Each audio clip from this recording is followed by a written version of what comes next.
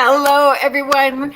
Welcome to Spirit Switchboard. I'm your host, Carrie Lynn Shellhorn, and you are listening to us live on the United Public Radio Network and the UFO Paranormal Radio Network, 105.3 in the Gulf Coast and 107.7 FM in beautiful New Orleans. If you are interested in finding out more about our hosts and shows, there's always new shows and new hosts that are coming onto our network. You can head to uprntalkradio.com to find out more about our hosts and shows. If you were part of the show last night beneath the hollow moon with my dear friend and co-host, there she is, Laura Lee Potvin, she dropped a little nugget at about the 10-minute mark about potentially a new host that's coming onto our network that has me very excited. So you guys are going to want to pay attention to what's happening with all of that. What else have I got for you guys? So next week, I'm just going to keep plugging it for everybody. My time slot, so Spirit Switchboard is going to host the UPRN Halloween party for all of the UPRN hosts. So I don't know who's coming.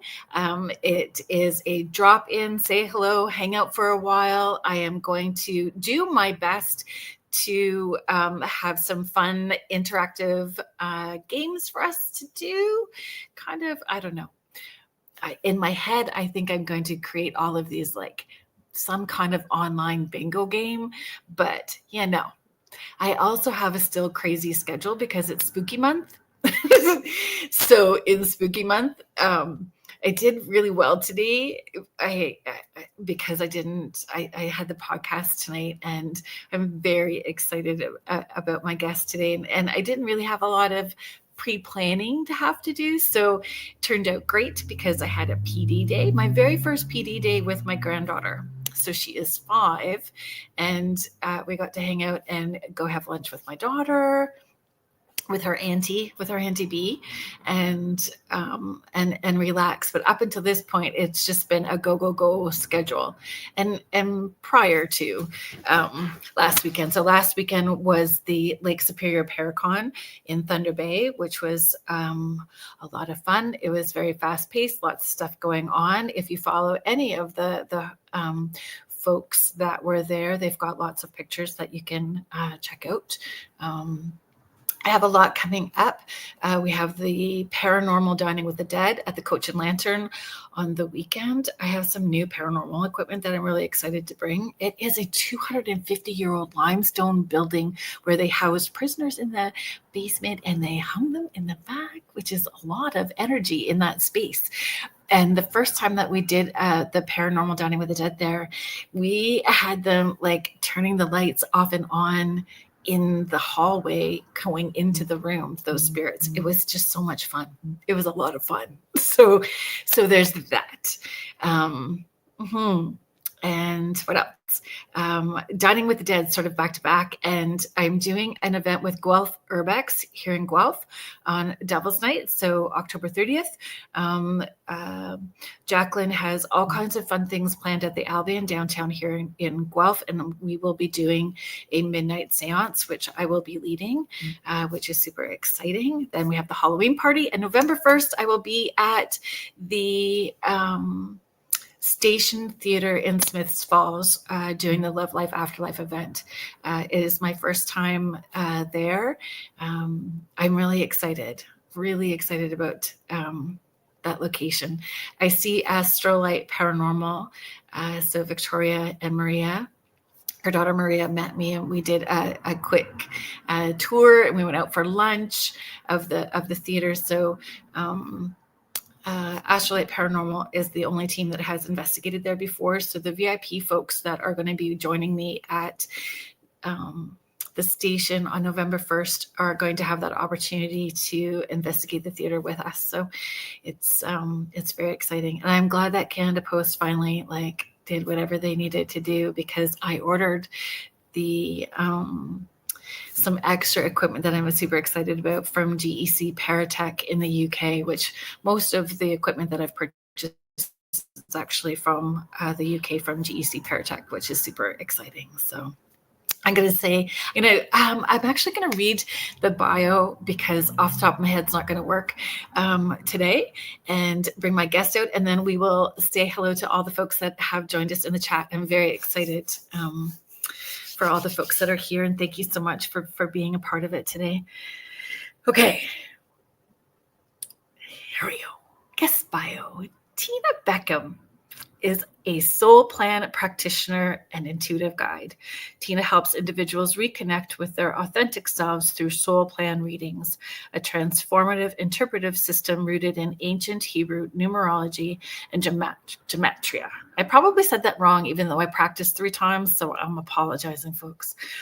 She achieves this by decoding the unique blueprint each soul consciously chose before incarnating into this lifetime, where she provides clarity on worldly and spiritual challenges, innate talents, life goals, and individual soul destiny. Through her work, clients gain profound self-understanding that empowers them to step confidently into their purpose, navigate their incarnated lessons, and make tangible, positive changes in their daily lives. Folks, we'll let you in on a little secret. She did a little mini one for me. So you guys are going to be all in on my soul plan today. Because, I always am too much information. So very transparent and share. Here we go.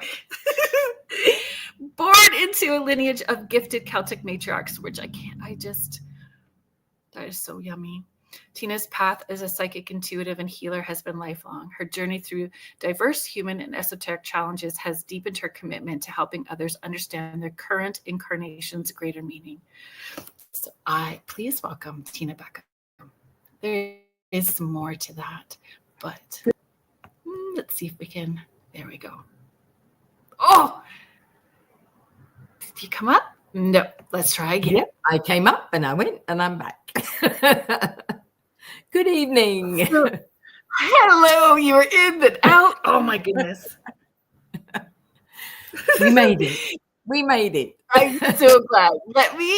I want to change the banner so everybody can see your email address to get a hold of you, because I am sure that you will be receiving a few emails after tonight. I hope so. That would be lovely. Mm-hmm.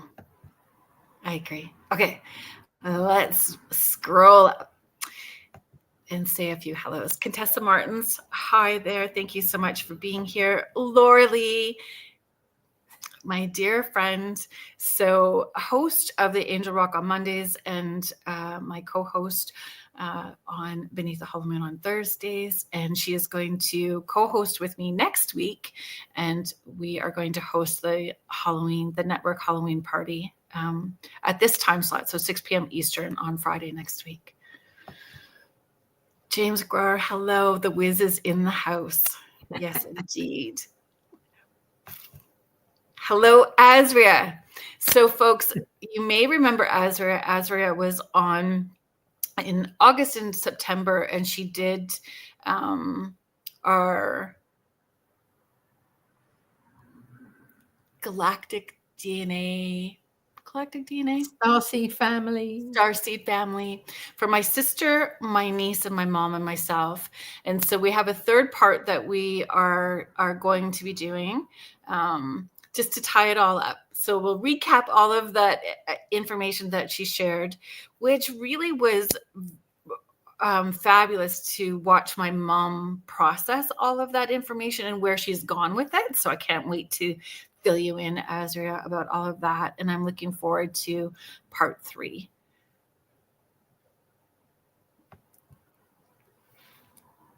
Hello, Julie Dow. Thank you so much for being here. Carrie Fast, so pleased that you are here. It's always wonderful having you in the chat, sharing your wealth of knowledge with us as well, too.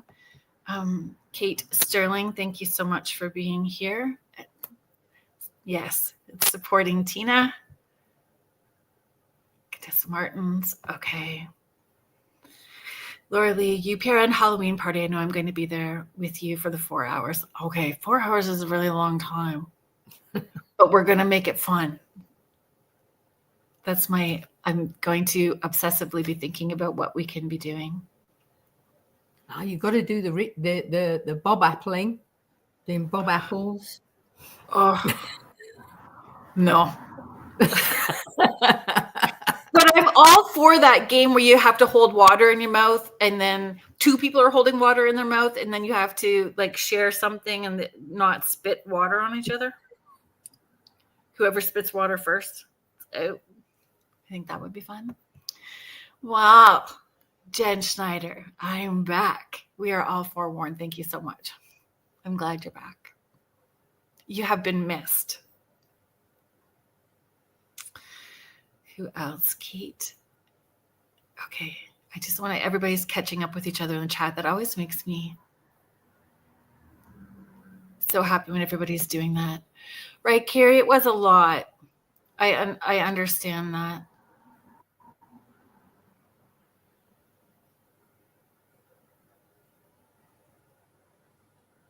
Thank you, Kate. See, lots of cheerleaders. And that's what we need, right? We need a community that is meeting us where we are at or can hold space for us, and we're moving along together, right? Absolutely. 100%. Hi, Linda. Thank you so much for being here. Denise Mitz.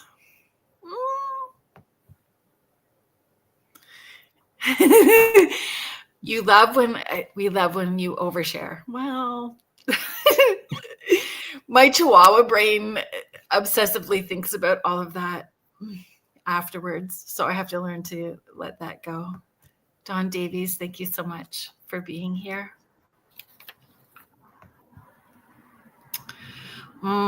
So, hi. So RM9037, thank you so much for being here. Your Halloween mode, Laura Lee, is like TV worthy. It needs to be its own TV special. Like the Halloween decorating or the Christmas decorating shows. So we need one for you for Halloween. Okay, my friend, for listeners who are new to the concept of soul planning, what exactly is it and how is it different from astrology or numerology?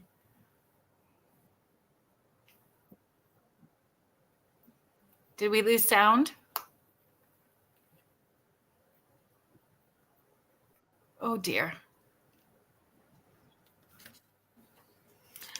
So although there we go. Oh, yeah. Are we there? Yes. How's that? Am I there? Oops. Are we back? Yes. There was a little bit of a delay happening for you. Sorry about that. I don't know what happened there. Right, we're back. Like you sort of said in my lovely introduction, thank you. It's very much about, it suggests that our soul makes certain decisions or agreements before we incarnate into our physical body. So how do we really access that? So we know there have been generations back, going back to Plato, that like the reincarnation. But if we bring it forward to the 20th and the 21st century, so although the soul plan reading is rooted in ancient texts, the second half of last year, there was an amazing gentleman called Frank Alper, and the star of creation, as we know as the Star of David, so the Gematria, he channeled a lot of his work into this, and it was around our worldly challenges, our talents, our goals, and our spiritual ones, and our soul destiny. And in the late 20th century, early 21st century, there is an amazing gentleman called Blue Marsden who actually wrote the Soul Plan book. And he's the founder of the Holistic College over here in the UK. And he's put on extended material, and his added new interpretations, affirmations, that's more relevant to the 21st century.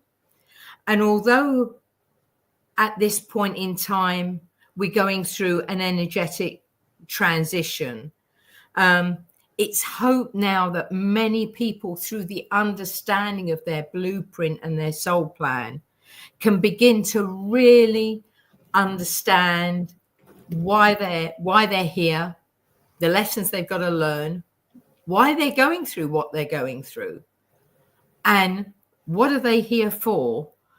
So once you know that, you can clear, you can make the right changes for you to make your life and the planet a lot better.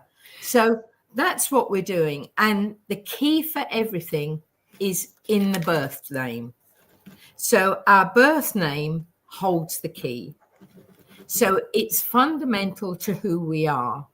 So as a baby, there's no separation between the baby and the physical plane. So the name actually gives us our separate identity. Therefore, that is your main soul plan vibration. You can have name changes, you can have nicknames, but these are used to alter the experience. They are just, so it's a bit like your birth name is the cake. That's what is here to eat. All about the cake. It's all about the cake. It's always the food analogy, but you can put another layer in the middle, so you can put a different name in. You can put an icing on the top, so maybe you get married, or you can do things like that. So you can add it and take it away, and it all adds to the experience, either positively, sometimes not so good, but on the whole, it's all great.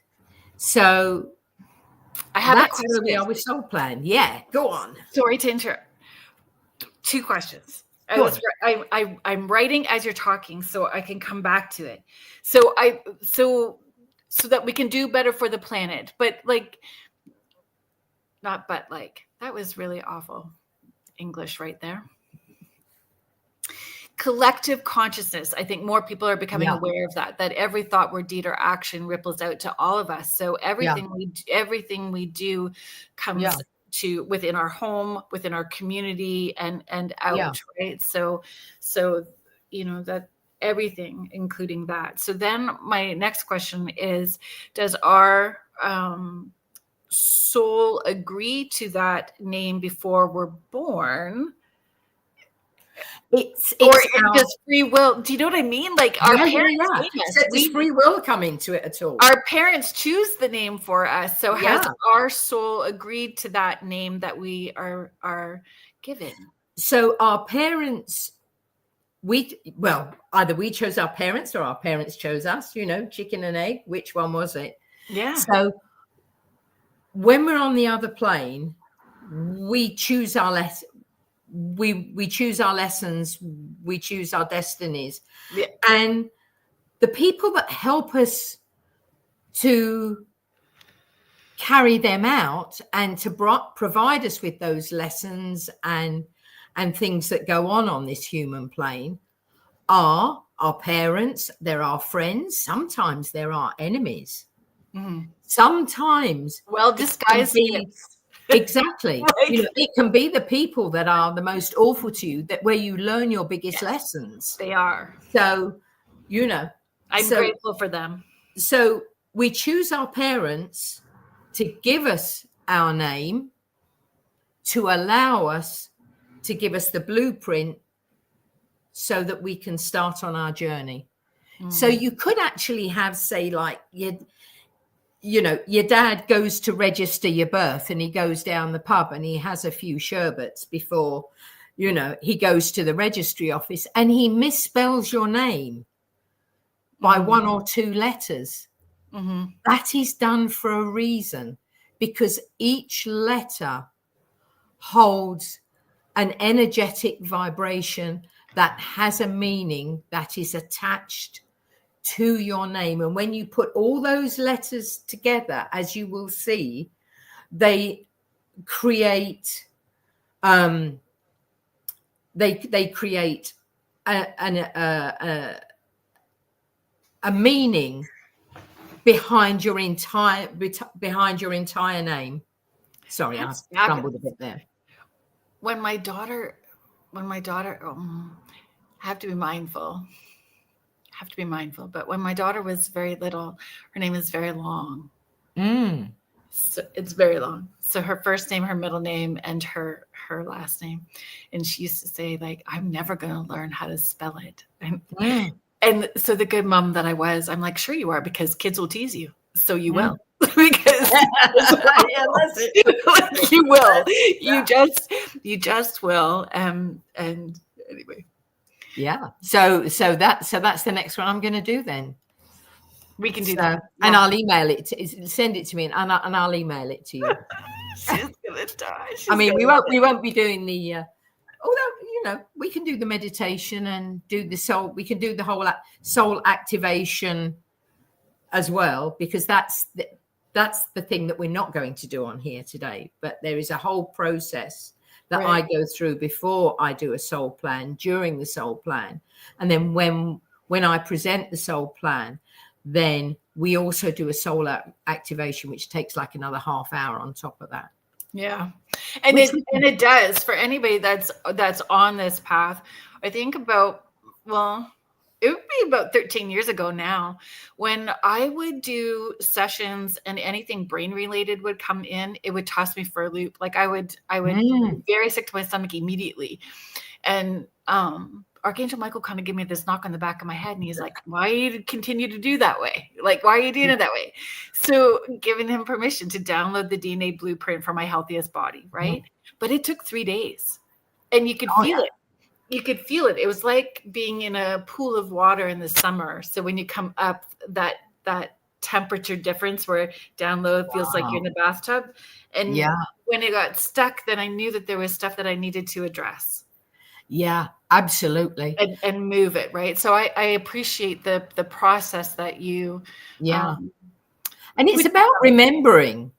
And when I see clients, it's, well, yes, of course that had to happen for me to do this. Yeah, of course. Yeah. So that's why that happened.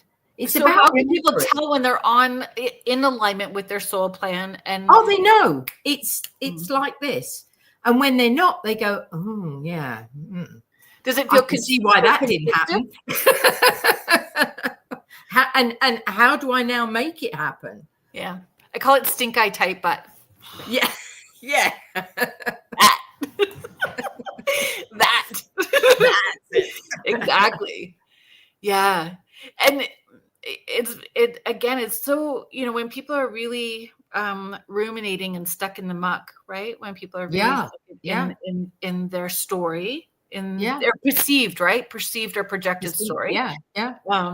It's hard for them to understand that when they really get in alignment, it's just very magical. And even those hard decisions will feel lighter because it's in alignment.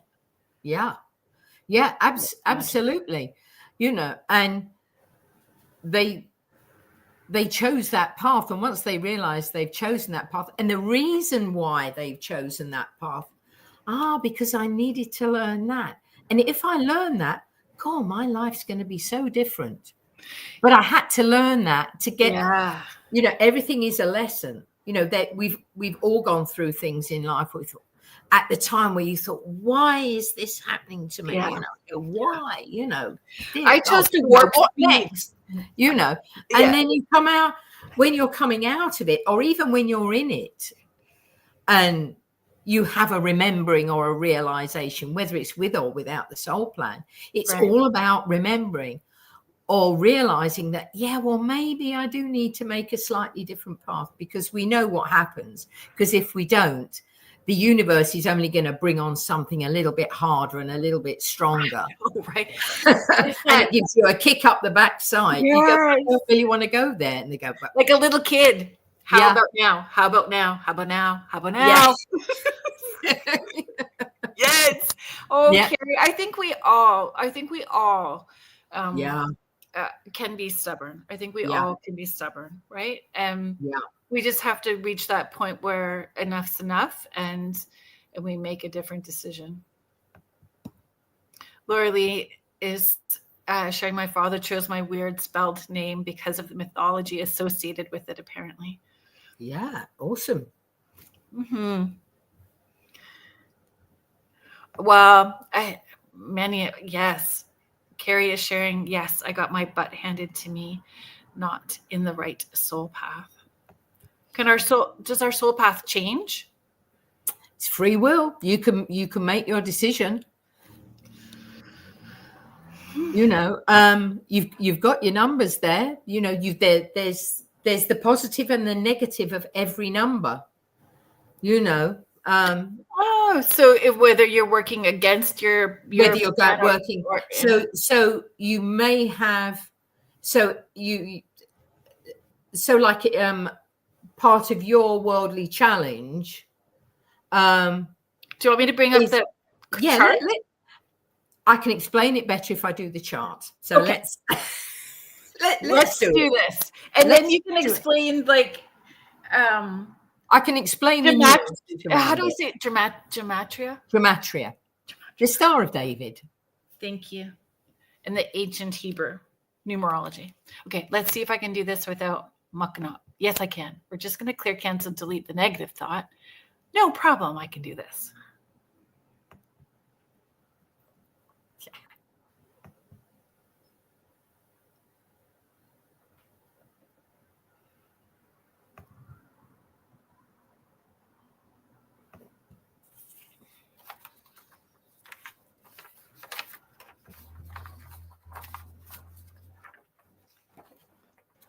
All right, folks. Here she comes. In my head, you've all been humming the Jeopardy. Yeah.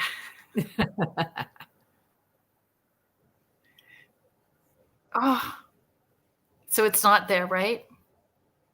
No, it came up and then it went. Oh, here we go again. Perfect. So I will explain this very, very quickly so that you can take it back down again. So as you can see, we have two triangles. One with the point facing downwards and one with the point facing upwards. So the triangle that's facing downwards, these are our worldly challenges, talents, and goals. So this is our life, sort of late 30s. Sometimes it's around about 32. Just recently, I've been having a lot of clients where the worldly part of their chart doesn't end until much, much later. But it's the worldly part is around I am. It's about the physical.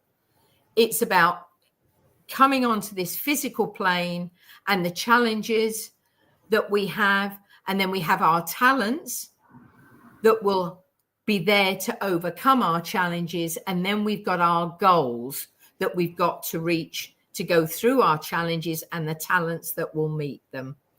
And then the triangle that is upward facing, that is our spiritual way forward. So that is from our sort of 30s up until the time where we go back up to source. And that's about, well, you know, I've got to this age. It's normally around our midlife crisis. You know, what have I done with my life? What am I doing? What have I got to do to move on? Crying in the van. Yeah, exactly. You know, excellent. So that's where we've got our spiritual challenges, talents, and goals. And then, you know, you can fold the Star of David up and then you can open it up like a beautiful flower with the petal in the middle. And that is our soul destiny. That is our core of who we are and what we're destined to be. So that's what that is. So I can start with your worldly challenge, Carolyn. Well, that's right on track for that late 30s because it was shite. Yeah. It was a whole lot of shite. Yeah. Yeah. Yeah. And so I just want to acknowledge something. Carrie is saying right now I am stuck on the negative soul path in the dark and out of gas with a flashlight trying to find my way to the positive road. But we are holding space for you, Carrie, and sending ways of support if you'll allow us. Yeah. Happy to support. Well, you can't read those notes or necessarily get a copy of that one because it's mine. I can always see yours, Rob. Screenshot and blow it up. Yeah. Yeah. So this was. I mean, if you, Rob, if you know, you can good old Google. So with the notes, like these are the notes that are associated with my name, Rob. So I'm kind of teasing you a bit, but she did the soul plan or a short demonstration for us, the beginnings of the soul plan, using my name for you guys to see. So you can see on the soul plan, it's quite small, but there are little little Hebrew symbols there as well, and they are actually attached to when we get your name, we work out the numbers, and then as the numbers come out, then the symbols are attached to the numbers, and they have vibration and meaning. So does that help? Does that help, Rob? I don't know if that helps. Is that making it better, guys? I will explain the symbols as we go along.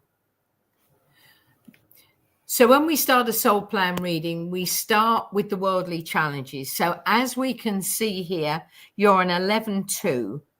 So the first symbol there is Bet, and that is around wisdom and support. And it's got the celestial body of the moon.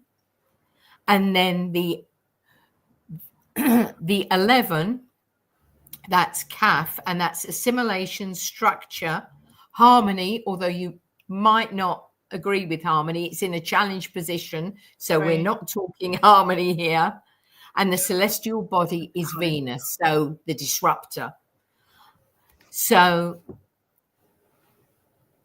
you've chosen the polarity of one of the most difficult challenges that you could have got out of all the numbers. So all the numbers in all the soul plans in all the universe, you chose the most difficult.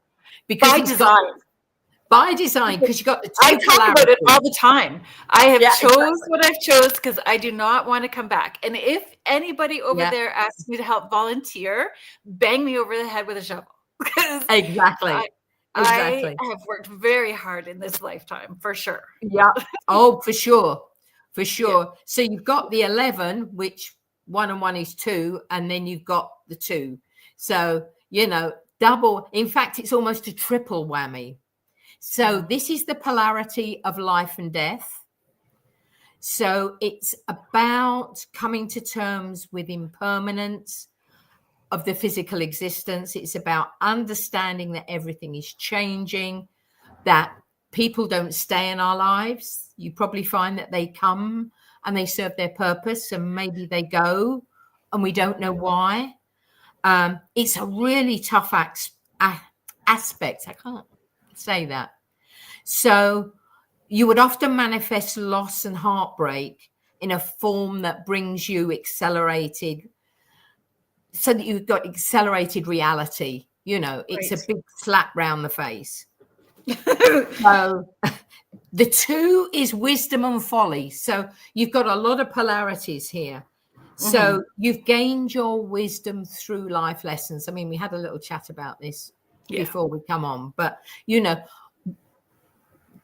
were born with the wisdom, but you couldn't access it until you started accepting things and having your lessons. And then when you learnt your lessons, it came in big time. I have a pretty cool story about that, which was one of the first pokes from the universe, right? That didn't get paid attention to until about 6 years after.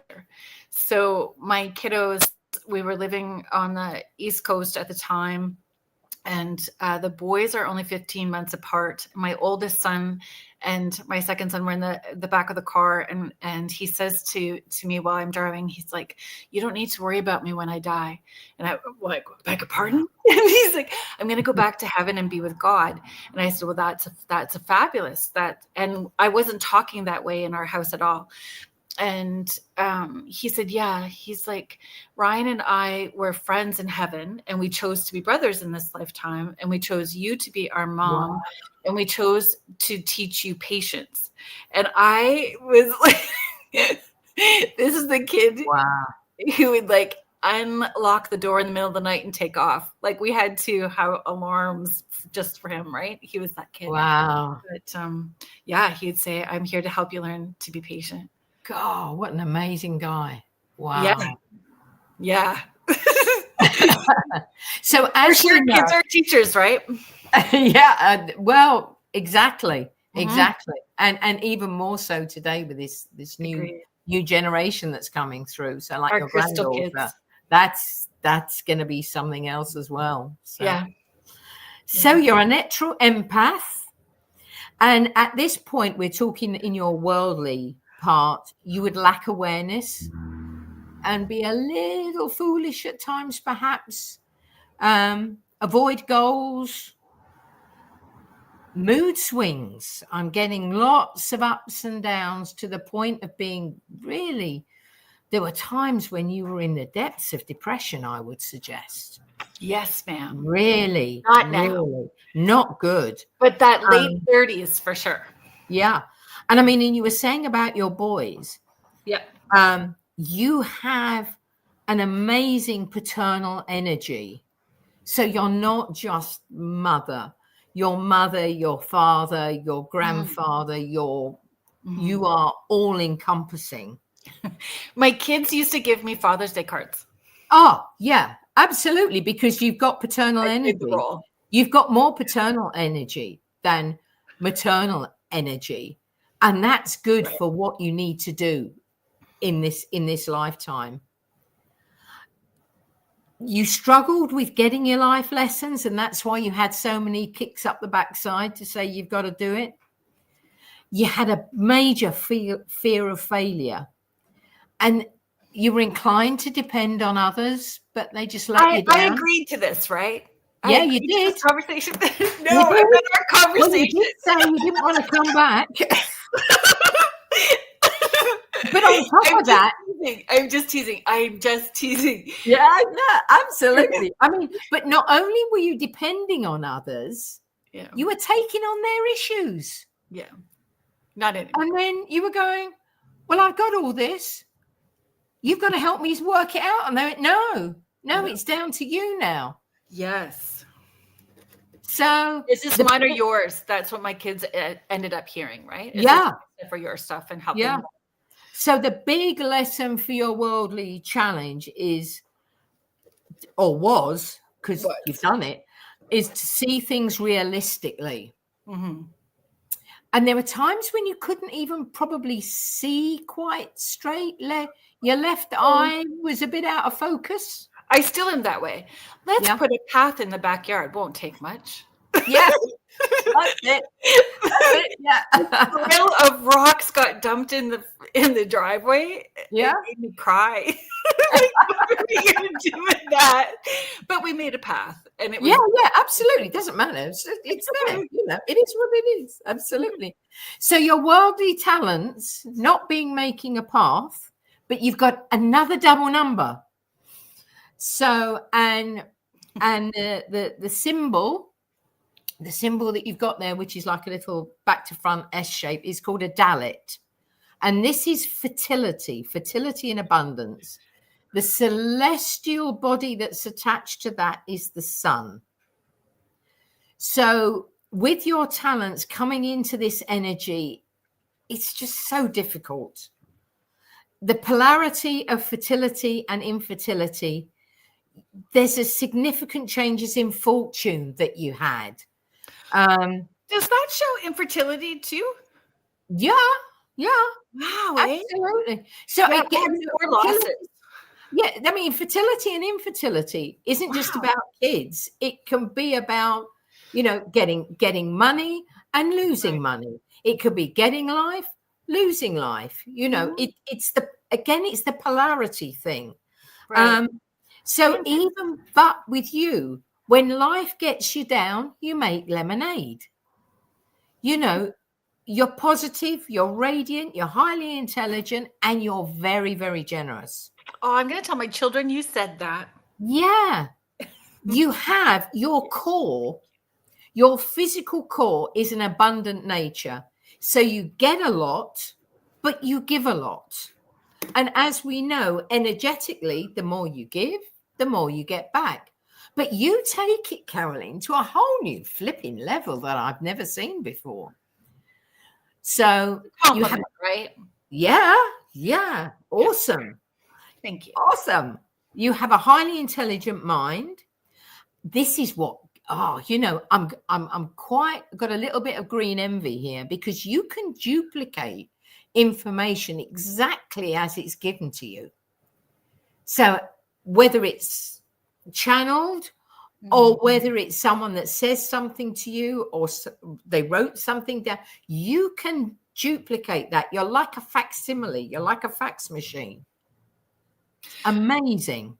But we're meant to be mirrors for people. That's how I see it, Yeah. everything, right? Like I Yeah. need to Yeah. review and shift and Yeah. have accountability, and then be able to mirror that out to people. Yeah, absolutely.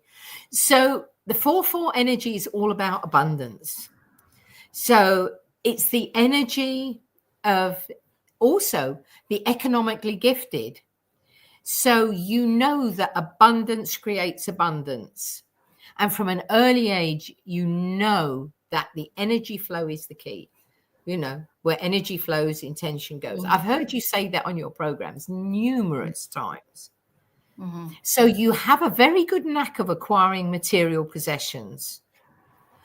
But when you look deeper at true wealth, you found you were lacking. So you can do let's do the shop, the therapeutic shop. And then you go, oh, why did I do that? I didn't really need to do that. So your spiritual aspects. And this is showing. I'm sorry, Tina. This is showing prior, right? Because I'm all about death clearing. Yeah. I'm all So about like not having a whole. This is pre Yeah. 30, The dark time. 30s. Yeah. Dark years. Yeah. So you're naturally gifted at acquiring abundance, but now you give, you get, but you give. So this death thing goes to a bigger level. You'll see a bit later on. Psychic sense of smell, specifically the right nostril started coming on. Yeah, I don't like it. I tell people No. that all the time. That Yeah. what I'm do they call afraid it? that's Clairgustance? Is that what it's called? Clairgustance? Gustance. Yeah. Not a Yeah. fan, Yeah.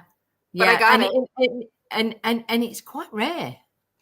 Is it really? Quite rare. Yeah. Well, I don't come across many. Ugh. I don't come across not as many as clairaudient. That Yeah. seems to No, be I've got them all. a big moment. So Yeah. it's the Excellent. all.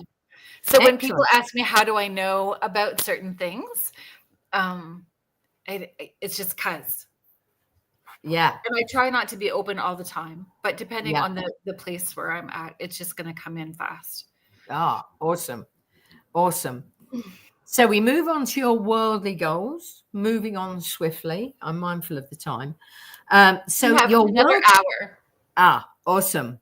We're good. So you'll see your worldly goals is the same as your worldly challenges. So the mastery of the 11-2 is to stand strong in sensitivity. So we have the same 11-2 here. So we have the same symbols, wisdom and support, the moon, assimilation, structure and harmony, and Venus. But this time it's in the goal position. So you've got to get through all your challenges by using your talents to get to your worldly goals before you can move on. Hence, a really tough time of it. Mm-hmm. So through your worldly lessons, your goal here is learning to bring heaven to earth through emotional wisdom and intuitive action. And that, with your worldly challenges, whew, that's a difficult one for you. Hence, you had so many lessons at that point. So when both challenge and goals sit in the same vibration, it signals a powerful mirror dynamic. So the very energies that really feel difficult or blocking are also the keys to unlocking your mastery. Mm-hmm. So you know it's there, but you don't quite know how to get it. So it signals sort of like emotional refinement. So you had to have that spiritual awakening to get to your goal to move forward. So you had to have that big human experience.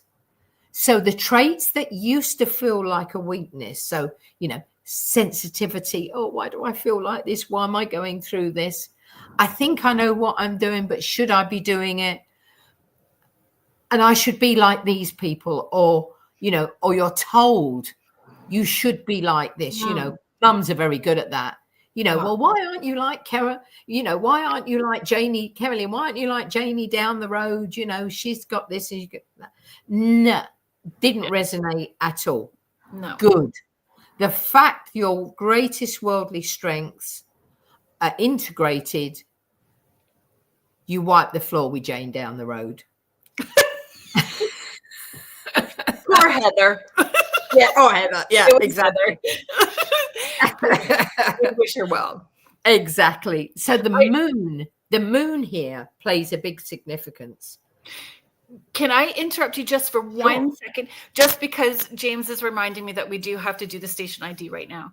Ooh. So we're just going to take a second and do the station ID, and then we'll move forward. And also, I'm just going to put up here. Thank you, Laura Lee, for helping us out.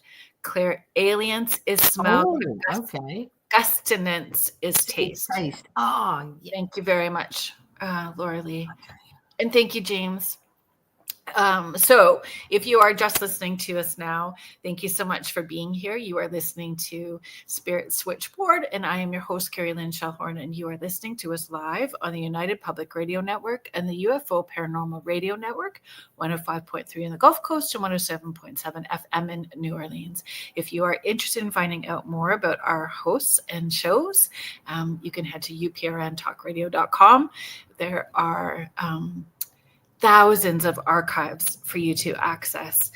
We are having the website revamped. There's going to be all kinds of new things going on. We've heard a merch store, potentially a chat, all kinds of stuff that's happening there. So please take a second to check things out. And it's not all paranormal either. It's not all paranormal and high strangeness. There's something for everyone.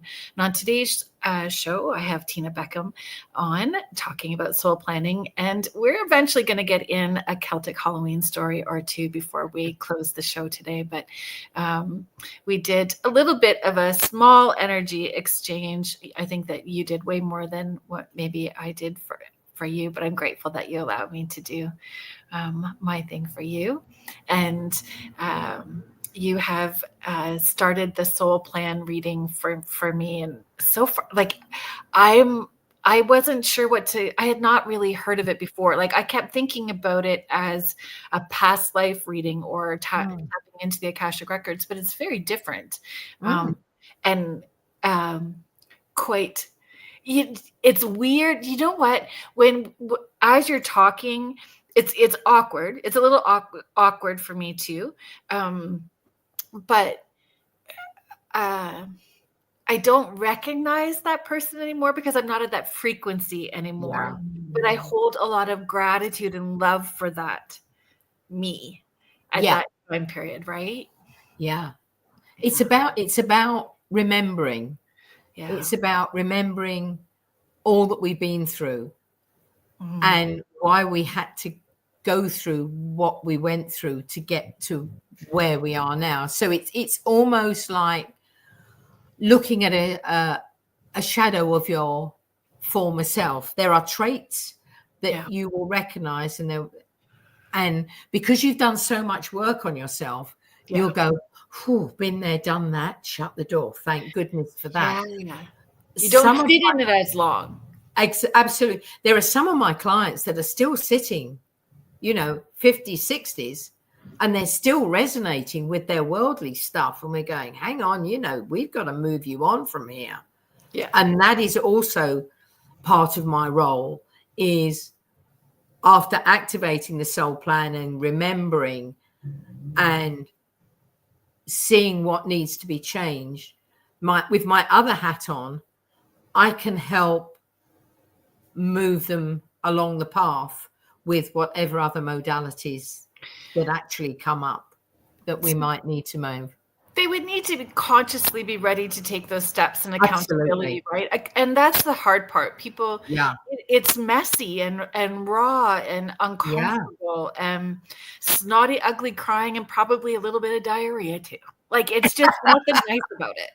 Absolutely. And, when we're babies, that's exactly all we are.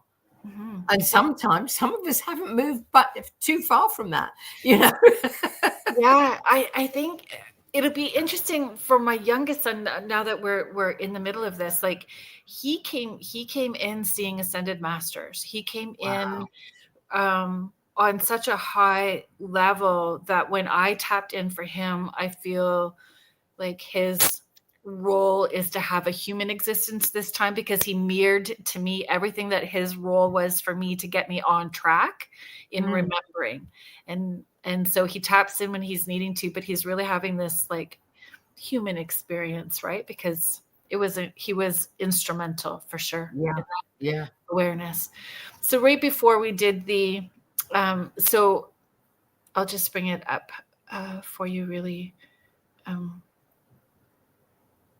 There you go. Sorry. I wanted to find this. Oracle of Love Delphi it, is 2D. here.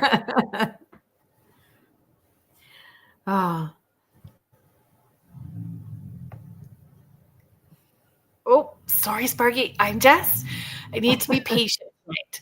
So Sparky's Paranormal and Outdoors. Hi. Thank you so much for being here. Fiona Clark, thank you so much for being here. Hi. So right before we did the station ID, you started to talk about the moon. Can we come back to that? Yeah, sure. We can come back to the moon. So you really are in tune with the moon. And it's not just about the changing seasons and the height of the tide. For you, it's about being grounding and accepting your own female aging earthly cycles. That's exactly how, when I was meditating, how it came out in the wise woman that you are, because you are so spiritually gifted, but you also have this incredible grounding and knowing, and you work with the seasons, you work with the moon. And I think, it shows in some of your posts on Instagram, when you're sitting on your porch with your coffee cup, and every time it's a different one, that's you. That's the authentic Carolyn. Very much so.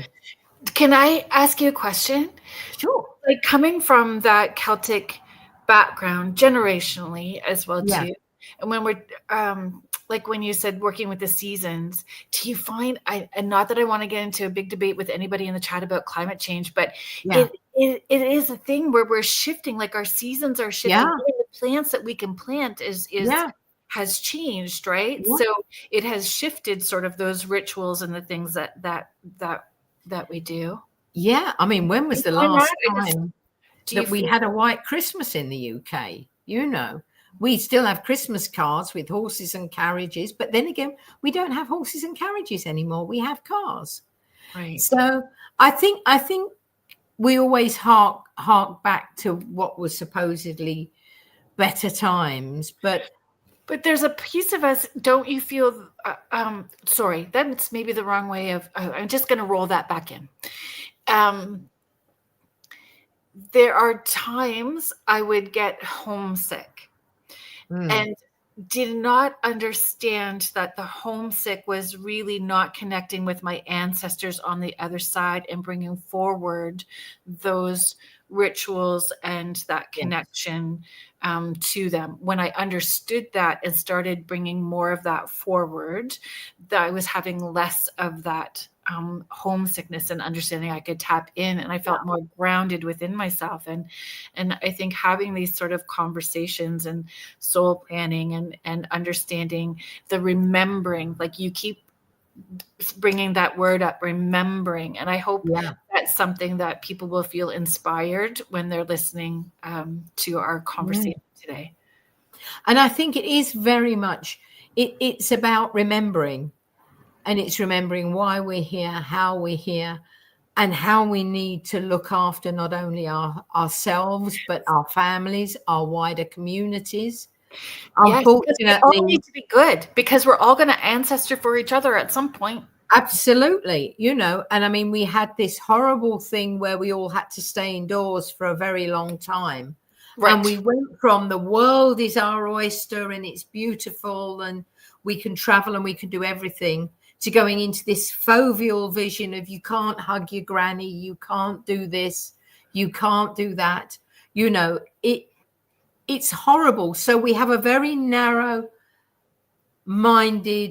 picture at the moment, and it's down to us to remember how it was before, and start manifesting our hopes, our wishes, our dreams, and know that it is all energetically possible.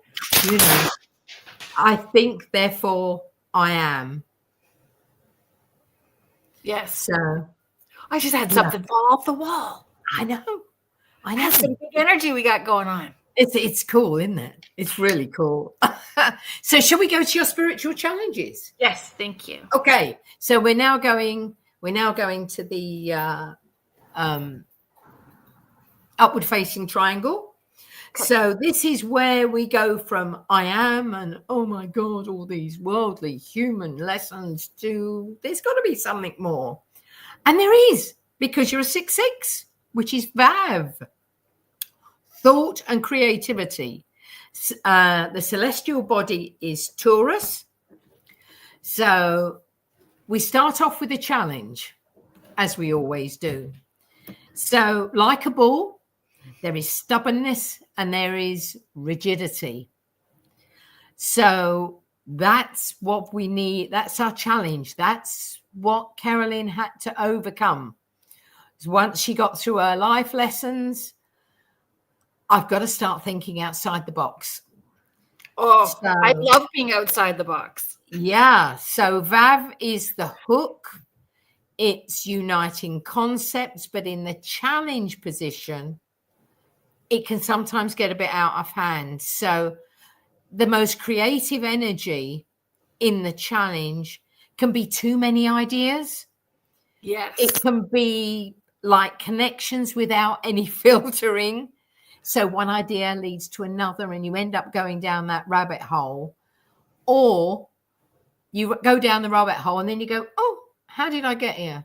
And then you get the creative block.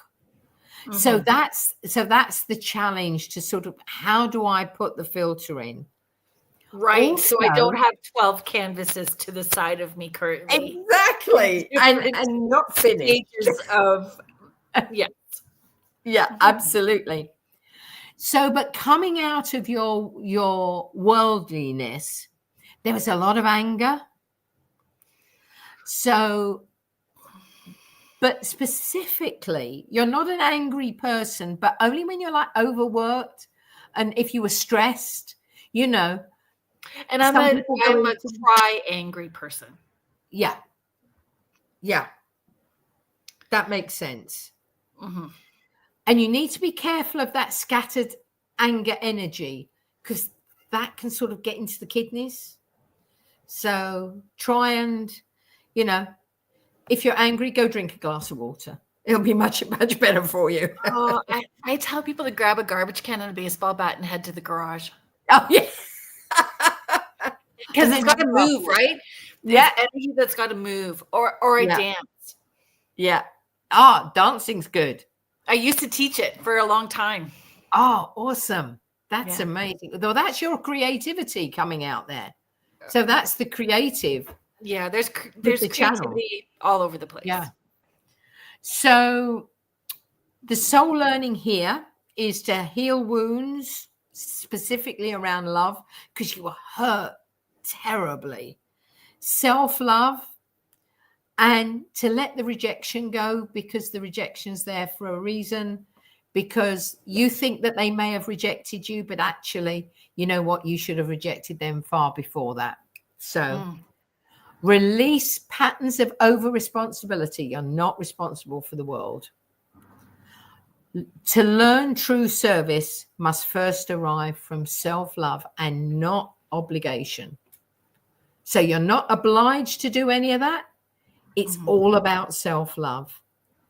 So you've got a lot of people around you. You've got a great community, but there are still times when you can feel a bit isolated because you are so special. And special people do have this feeling of this isolation. That's an uncomfortable statement for me. Where do you feel that? So special. That's uncomfortable. Yeah. I'll sit with it. Yeah. I'll do some cord cutting with it tonight. Yeah, please do, because that is I'll do some cord that is a big key. You overcome that challenge, you'll find doors will open. Big time. The 6-6 challenge challenges your heart. And that's where the self-love comes in. You can love without losing yourself. Find yourself. You can serve without rescuing. You can be compassionate without carrying the world's pain. It's all within you. And I'm going to point. I know it's rude, but I'm going to sort of semi-point at you. So now we're going to go on to the good bit, spiritual talents. 7-7, lucky 7. That's Zayn. Now, this is the sword. So that's why you've got Michael with you. There is a quick question. Sure. I think it will be quick. Sparky was asking, is Miss Tina's more Buddhist or Celtic? Just asking due to the background in the video. Yeah, sure. Well, my lineage is Celtic, but I align a lot with the Buddhist philosophies and the middle way. Yeah. So I hope that helps. Yeah. Thank you for the question. That's I appreciate that. That's brilliant. Beautiful. Kiri, my oldest son is in Calgary, so I understand that crazy weather. Thank you, Michelle. Okay, 7-7. 7-7. So the celestial body is Gemini. So we have another dual number. So the 7-7 Gemini twins. So when 7-7 anchors itself to the talent, you're dealing with the mystic big time here. A seer, the bridge between worlds, the catalytic, it's a catalytic master energy. So it's the beginning. it's the all-encompassing. It's the magnetic link that unites. And you can see by the little springy thing there on the corner, it looks like there's links. Right. So it unites. So you've got Zane, that you've got the links there, but you've got the sword that's gone through it. So it unites, but it doesn't hold. So again, it's this thing of impermanence. So you're an excellent networker. Well, we know that. Otherwise, you wouldn't be on this channel and doing what you do and being a conduit for bringing myself and amazing people onto your show. Thank you. So you're a great facilitator of groups. You love working with people and debating. And what you're really good at is that you're objective. You know the right questions to ask. And you can always see both sides of a situation. Even though you don't agree with it, you can see it. And that in itself is a major talent. Let's just remind everybody, I did not pay you. All of those things. We can sort this out later. So you go and seek wisdom. You know, your thirst for knowledge is just unbelievable. Yes, that's what I was going to say. It's not. I try to start those. I'm about to ask you a question. It's not because I don't believe you. I just want to ask because I'm seeing it from a different perspective and want to understand. I ask 1,000 questions, and I tell people I feel confident in my role as a medium because when those spirits are coming in, I'm asking them 1,000 questions. Oh yeah, you say that you're dad? I want to know this. This. Show me what you got. Yeah. It's and that's your and that is your objectivity. You know, you don't only ask the questions, but you embody the wisdom, and then it comes out. Mm-hmm. So it's almost like some channels will take it in and just speak it. You don't do that. You take the wisdom, you embody it, and then it comes out. So your soul is coded to perceive what others cannot. And that is why you have to embody it. Because if you sometimes, people that come to you, if they went to maybe another medium or another channel, it would come through it and it would come out as it was channeled. But the individuals that are on that side and on this side know that you will speak it the way that it needs to come out and the way that it needs to be heard. So it's you know, it's extremely strong there. So you've got very, very subtle archetypal energies and patterns and emotional undercurrents. So I've written down here whispers of the spirit. So you hear the whispers that others don't hear, or as I found out with the cord cutting, I do. I'm like the dog that hears the whistle. I'm like, you know what? And it's things like, you know, people. I mean, and I've experienced this with you. You know, someone that has never come through for me because they're a really difficult individual. They came through to you because they knew that their message, what I needed to hear and what they needed to say would go through you. Yeah. I say those people are my favorite people to come through. And they always absolutely do. I warn people because people are not always ready for me. Yeah. I can see that. So you're a pure channel between human consciousness and divine wisdom. You are here to refine perception into wisdom, silence into knowing, and I've written here solitude into service. Your spirit doesn't just connect to the divine, it translates it. So again, this is okay. We agreed about doing this. We booked this show months and months ago, Yeah, months and months ago. And I was not expecting any of this. And I don't know if I had known how this was going to unfold, I probably would not have agreed to do it, if I'm honest, because it's very, and again, things that I need to sit with, why it's uncomfortable for me. Right. And we'll do some cord cutting about that. But thank you. That was beautiful. What you just said was beautiful. And it's what I hope to, like, it's what I'm hoping I am doing for people. Yeah. Thank you. Okay. Spiritual goals?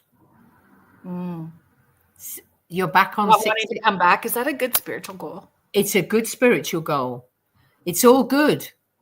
Okay. The bad stuff was in the worldly stuff. It was bad. It's probably one of the worst ones that I've done. Yeah, and I don't talk about it. Everyone keeps asking when I'm going to write a book, and I'm like, I don't feel like I really want to or need to. You've been there. You've done that. Yeah, and it's all free, folks. It's called The Stuff. If you use the contact form on the website and you just say The Stuff, my dear sweet friend who answers emails for me sends this package and an ebook, and I give it to y'all for free. Here's the stuff that I did when I was crying in the van. It's right there. Yeah. So we're back to 6/6, thought and creativity. Yeah. Celestial body Taurus. We know that we had it before. So the 6/6 was in your spiritual challenge, but the great news is that it was your challenge, but it's also having it in the goal position means that the soul has chosen to evolve through one pure energetic frequency, and that is love. And it's a lifetime masterclass. So you said you didn't want to come back. You ain't coming back anytime soon because you've done it. So thank you. I did a Life Between Lives session, and that kind of theme came up as well too, right? We have free will, but so you are in this lifetime, you have been the student, but you're now the master, and it's now moving forward, love, balance, and emotional truth. You're learning how to embody love as a living vibration and not just as a feeling or duty. I mean, it's there, it's tangible. So when you got the 6/6 sort of in the goal position, the energy is so strong, you have little choice but to follow your desired outcome now. Your ideas, your creative ventures, your guides are urging you to be totally creative and expansive now. Lessons gone, done, learned. The 6/6 is your highest expression, to be the divine channel for healing, the energy, the living harmony. With both now the human, now it's all cleared, and the divine. And you are the inspiration through a heart-centered presence. And this comes up rarely. Not just words, but you understood. And you understand yourself. Which is pretty flipping awesome. Thank you. Thank you for seeing me. Thank you for allowing me to see you, because your journey has been amazing. And then we end it on your soul destiny in the middle there. And it's no surprising that your soul destiny is Tet. Some see it as a snake or a serpent, but I think in your case, it's the dragon. That has come up all year. Yeah. In many different ways, dragon has come up from all year. Major dragon energy. Celestial body of Leo. So the proud lion, the all-affirming lion. And this is 9-9 is beautiful. It's the peacemaking. It's the power. It is the protection. It's the 3 Ps. I was born at 3:33 in the morning. Yeah. Yeah. Which is our 9 again, right? Which is a 9. Mm-hmm. You were born for your soul destiny. Mm-hmm. Absolutely. Beautiful. So this is lovely. So it's on your own level, it's about embodying your qualities. It's about embodying the qualities of your strength, self-belief, and inner knowing. It's about claiming again, embodying your personal power and the potential, because you know that you are protected. You really are. It's a very interesting place when you understand frequency and you get all of these things. When you are really taking accountability, I know that if I get in a Shiza kind of mood, which it does happen, but I don't sit in it, because I can feel where I understand that I am in co-creation with the universe in every moment. So if I get off kilter, I can watch it all go off kilter. And when I get myself back on track, it just rolls so beautifully. So I fully understand in every moment I'm in co-creation with the universe. Yeah. Yeah, absolutely. I can see that. And it's about, the peacemaker being the catalyst for a change in living. A lot. You have a life. No, it's around service. Yes. It's around the life of service, providing growth to others while embodying what have I written here? While embodying the composure of diplomacy and compassion. And it's about being the catalyst for change. It's about global warming. It's about having that need for having the seasons and being with the seasons and growing with the seasons and growing with yourself.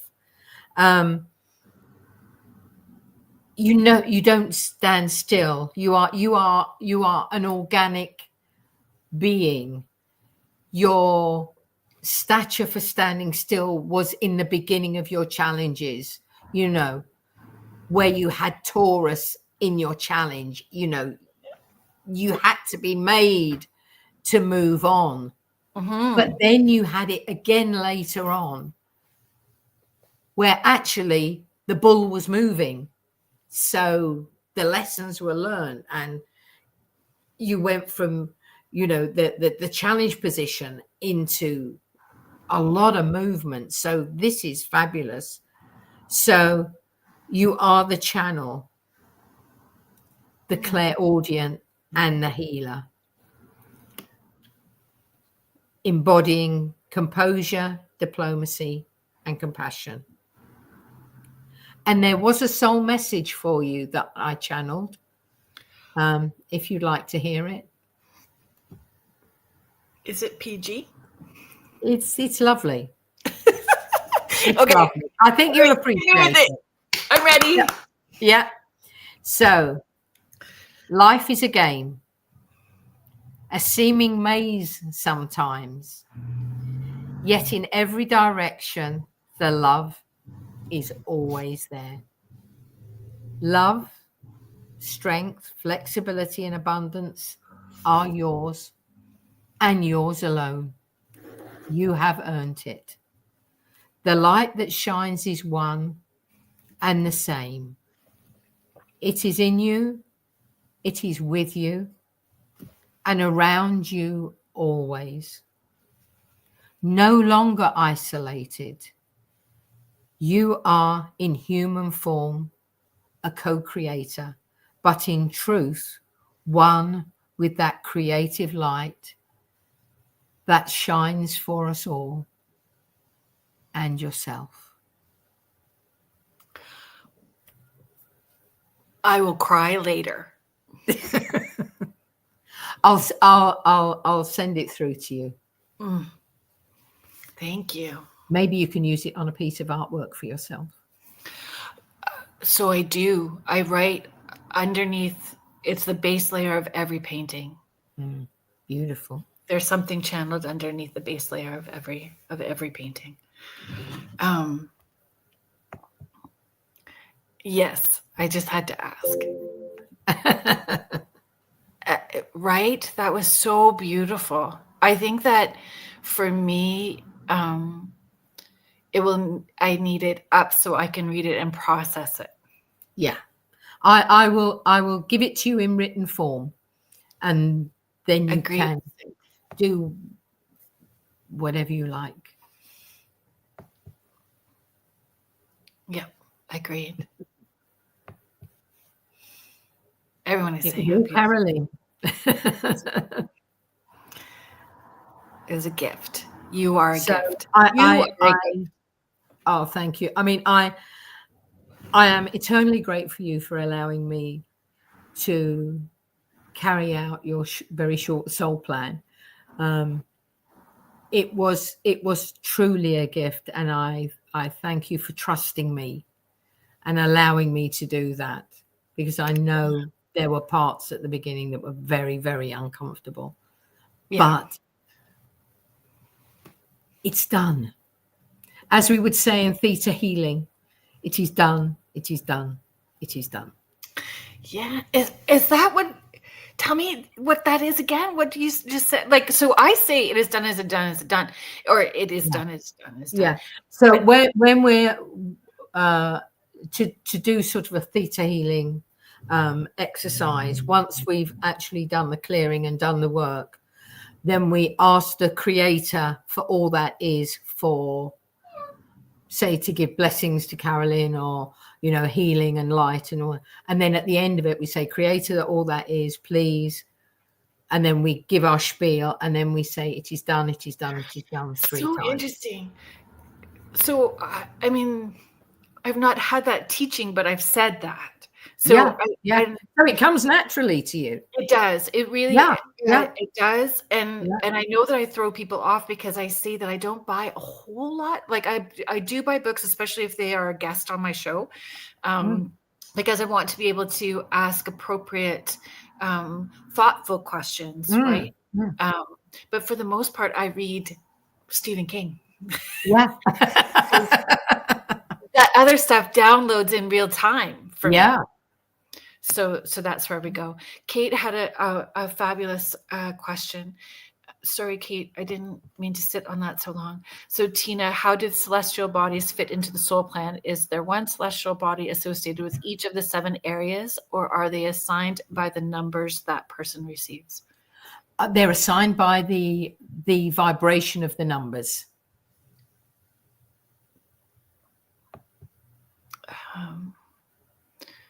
That was beautiful. Agreed. And agreed, Laura Lee. Love you too, Laura Lee. Carrie is saying beautiful presentation for sure. Thank you, Carrie. Blessings.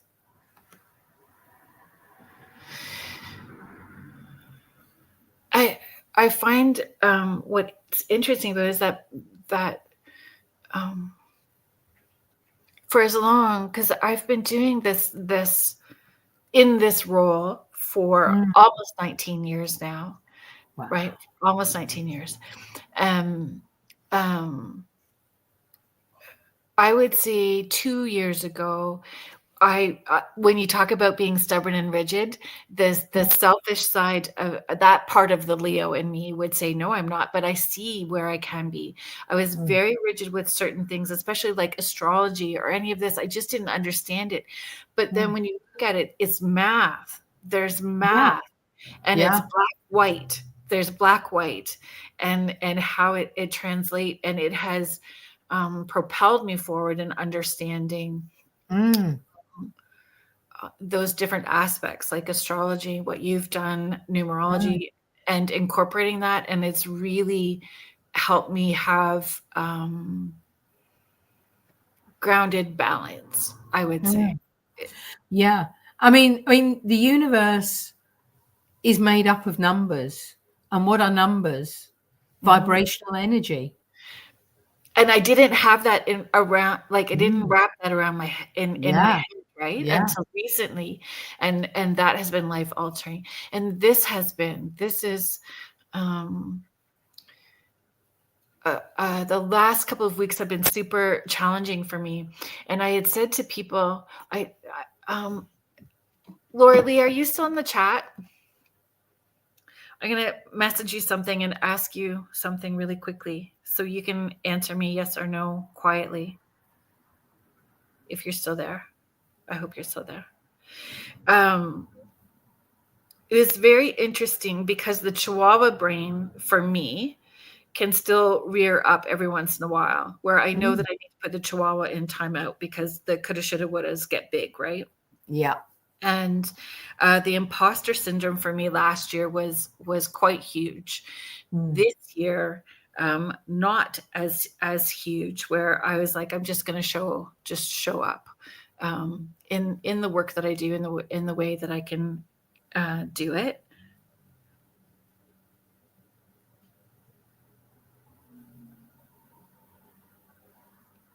Okay, Laura Lee, I just sent it to you. So there's still those moments, and it's always like you said, when it's taking on too much. When I know that when I'm overtired, get hangry, Yeah. Yeah. Yeah. a little hungry. It's not good for anybody. No. Surely. Yeah, that it can kind of kick back in there, right? But the thing is now you know that now. Back Yes. in the day, other things would have taken over, and it would have just got more and more, and you would have gone down a rabbit hole. Well, for sure. And I was a single mom with 4 children. Yeah. I mean, God. So the goal was, like, I was building my career while supporting them. Yeah. And making sure that they had a really good foundation. So that was the focus goal, and I feel I did a very good job doing that, right? Okay, so I asked Laura Lee if I could say this only because I wasn't quite sure, and I didn't want to get myself in trouble, because sometimes the salty words slip out, and then I get myself not a good spot. But okay, so that's good to know, because that was the one word. So she said there's one word that we're not allowed to say, and that was the one that I said. So that's when they got me into trouble. But it was, I think this year, my daughter is again still one of my best teachers, and I think that she's a better version of me. Like, I'm in awe of her. But she reminds me to have that big dick energy. She's like, just show up, big dick energy. Yeah. And so that's what I remember when I'm having to be in a space with other people, that I'm remembering what I bring to the table, I guess. Absolutely. I mean, you are the student and you are the master. Yes, we are. And you do this. Yeah. And that is a beautiful balance. Well, I still am going to feel a little awkward about this, because certainly things that I'm not used to hearing necessarily from where you feel or expect maybe you would, right? So again, where those places of triggering and shadow work and cord cutting still need to come into play. But I appreciate all of that. Folks, for those that are listening, audio listeners, and not watching, it is tina.lumasoul@gmail.com, and you can reach out to her to talk to her about your soul plan and understanding what your soul plan is and where you are in your soul destiny, and have Tina walk you through that process. Sure. We can do a short soul plan, or we can do the whole Monty, right the way through up to the Akashic records and back down again, and do the awakening, the aligning, do some clearing. Yeah, and it's fascinating, right? In my head, I just assumed that I was all of it. male, female, tall, short, heavy, thin, good, not so good, did all the bad stuff. I've just always kind of lived with that assumption. So knowing that I was needing to learn things and make amends in that as a whole, not needing to know the intimate individual information, pieces of information, because I know in my Chihuahua brain, I would latch onto that and then feel guilt and shame and sit with it. Right. So this I feel, does that without really, this was good for me. Like this is we don't need nuances. Yeah. But the other thing that did come up in your soul plan that I didn't actually mention, and that is in one of your areas. When you look at all your numbers, they also have a direction, which I didn't actually say in this because we only have a limited amount of time. But actually, in your soul plan, you're not only north, south, east, and west, but you've got the upward direction and the downward direction. So what you're saying rings true to me, that you are all encompassing. There isn't one area where you go, oh, well, she's going down, but there's no sign of any upward facing direction. So, I can see where you come from on that, on a different level of the soul plan. Yeah. So it makes utter sense to me. Yeah, you wouldn't go, well, I only need to go over there for this, or I only need to go over there for that.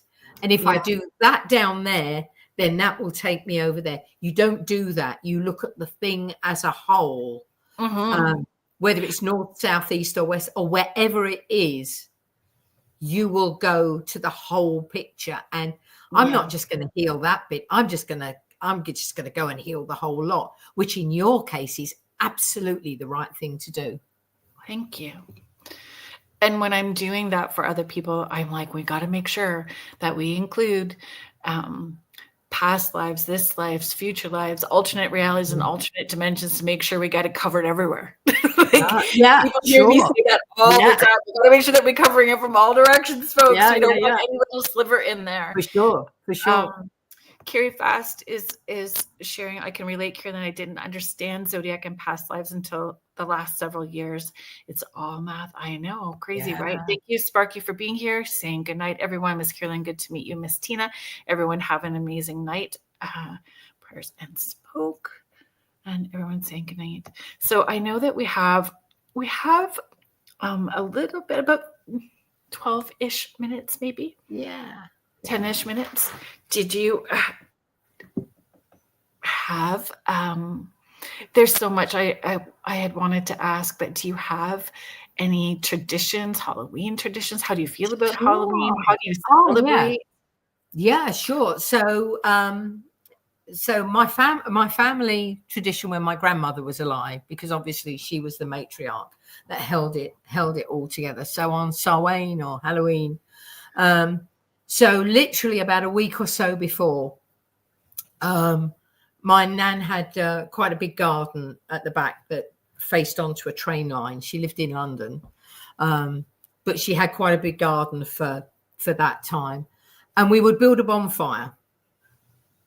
So Celtic tradition would say that we would need to have a communal bonfire. So there would be a bonfire that we would light, that we would gain wood, that my grandfather would get wood for, my father would go and get the wood, and we would have that in the back garden. Sorry, I'm just getting my notes here. So we would light a fire on the last sort of about 10, 11 o'clock at night. We would get the fire in and we would light the fire. Now that would be to take away all the evil spirits, and we would say our prayers and blessings. And then at that time, my grandmother used to have a fire in the home that was always lit. It was always going. But before we lit the bonfire, she would draw down the fire in the house and restack it again, ready for reburning, because at midnight she had to relight the fire for the beginning of winter. So is it like a new year? It's saying goodbye to the summer, and it's welcoming the darkness of the winter. Right. And also, if there are any, like my grandmother used to read the fire, so we would sit there and talk to the fire sprites. So she would say goodbye to the summer fire sprites, and then from the big bonfire that we would have at the back, there would be a lighted piece of wood that she would bring through to the house fire, and we would welcome the winter fire sprites that would come and protect us and keep us safe. Now, what we would then do is we would then have a big meal at the table. So the women would have been cooking all day, but we would always leave a spare chair, and there would be a plate of food for those that were departed. Yeah, I do that There too. was also another plate of food, because as we know, at midnight, the veil is very thin, and we lit fires. So there were fire sprites, and there were little fae that would come out and be mischievous. So we'd put a plate of food on the doorstep. So we would offer that to the fae, and any evil spirits that wanted to come and eat us, they can eat the food instead. And that was the beginnings of trick and treat, by the way. That's where that came from, tricking and treating. So we would put the 2 plates of food. Then we'd all come in, we'd ritually light the fire, we would eat the food. Now, there would always be a meat dish of some kind, or several dishes of meat. Love that. Yeah. So when we'd eaten the meat, and there would probably be, there should have been lamb bones and beef bones there. Now, the bones that were there would then be put on the fire. And that is where you get the name bonfire from. It comes from the Celtic bone fire, because you would then make your wishes. You would thank the animals for eating well on the grass and getting nice and fat and providing us with a good dinner. So it's a bit like the Buddhists do exactly the same, but not with meat. So we would thank them. We would then throw the bones into the fire. We would thank them for the food and for the harvest. And we would put a wish that we won't go hungry over the winter, and that we will be protected. And it would also give food to the fire sprites. And it would also give the sparks and that for them, that would help them dance about a bit more. I love that. Yeah. I wish and that's where, when I'm talking about that homesickness, I didn't have that tutelage, Yeah. when I was younger. And then when I was not in that, when I was in survival mode, not there, but now having more of that understanding and able to do that with my granddaughter. Right. Yeah. And it's beautiful. Mm-hmm. And I mean, and like when we were by the fire, like my nan always used to have a big apple tree. So we'd get the last of the apples that maybe had fallen, and as we'd put them in a pan of water. And as kids, it was, you had to grab the apple. Like you got to get the apple, otherwise you weren't going to get married. Oh, and if you house in another house is the way to go anyway. Yeah, exactly. And if you had the good-looking boy from or from down the road, you hope that he'd grab the apples and you'd grab the apple at the same time, because then that meant that we were going to be compatible. Right. And then of course we'd have the nuts, the chestnuts. Right. And the thing is that you put 2 chestnuts on the fire, you and your intended.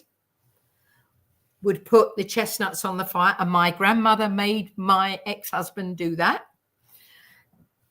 And the trick is to not make sure they're not wet, right? And make sure they're not conkers. They have to be edible nuts.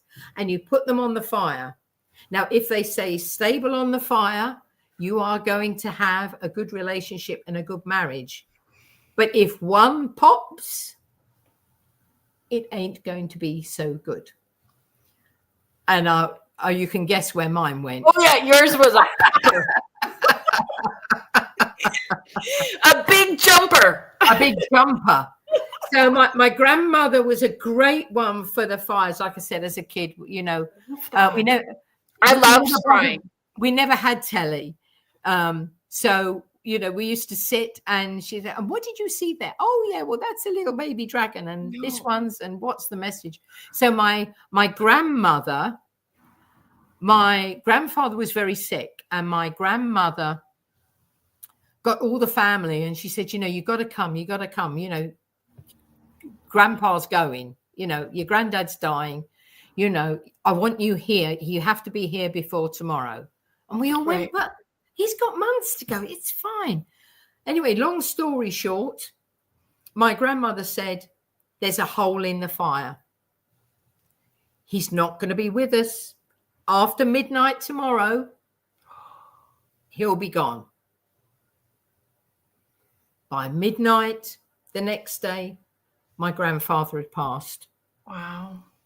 So she was an amazing lady. Some of the things that she used to see and that in the fire. She saw my daughter being born. Well, my ex-husband rung up and said, hello, Nan. She said, yeah, I know it's a girl. I know it's a girl. You don't need to tell me. Her first name begins with A. Yeah. How did you get that? So it's quite incredible. Everybody's commenting about the chestnuts. That was you got to do the chestnut thing. You got to do it. Not only do they taste amazing. Thank you for sharing all of this. So it is tina.lumasoul@gmail.com for those people that are just listening. This has been so great. Thank you so much. There's so much information. I know that we were just scratching the surface, but I appreciate all that. I think I need to have you back on just to talk about all the Celtic traditions. Oh, yeah, I'd love to. Yeah, some of Granny's stories. I think that we should do a Granny night. About the Fae. We'll do a wise woman night. Oh, yeah, that's great. Because my grandmother was Scottish.